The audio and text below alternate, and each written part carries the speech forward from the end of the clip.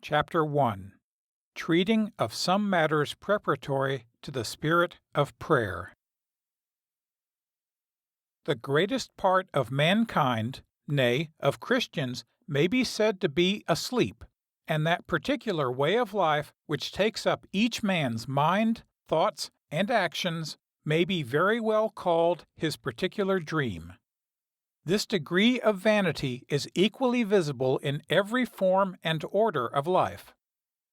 The learned and the ignorant, the rich and the poor, are all in the same state of slumber, only passing away a short life in a different kind of dream. But why so?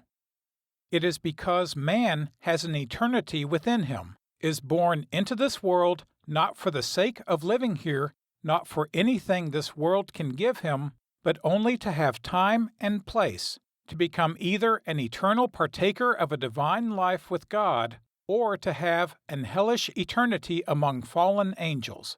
And therefore every man who has not his eye, his heart, and his hands continually governed by this twofold eternity may justly be said to be fast asleep, to have no awakened sensibility of himself. And a life devoted to the interests and enjoyments of this world, spent and wasted in the slavery of earthly desires, may be truly called a dream, as having all the shortness, vanity, and delusion of a dream, only with this great difference, that when a dream is over, nothing is lost but fictions and fancies. But when the dream of life is ended only by death, all that eternity is lost for which we were brought into being.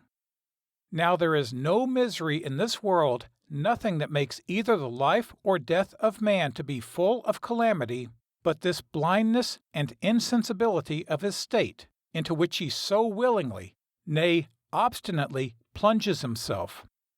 Everything that has the nature of evil and distress in it takes its rise from hence.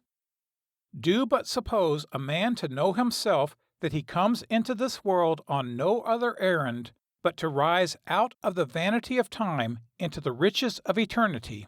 Do but suppose him to govern his inward thoughts and outward actions by this view of himself, and then to him every day has lost all its evil. Prosperity and adversity have no difference, because he receives and uses them both in the same spirit. Life and death are equally welcome, because equally parts of his way to eternity. For poor and miserable as this life is, we have, all of us, free access to all that is great, and good, and happy, and carry within ourselves a key to all the treasures that heaven has to bestow upon us.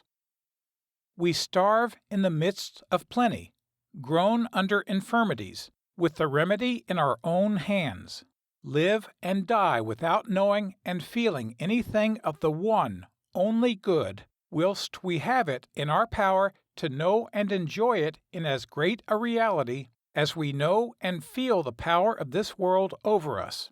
For heaven is as near to our souls as this world is to our bodies, and we are created, we are redeemed to have our conversation in it.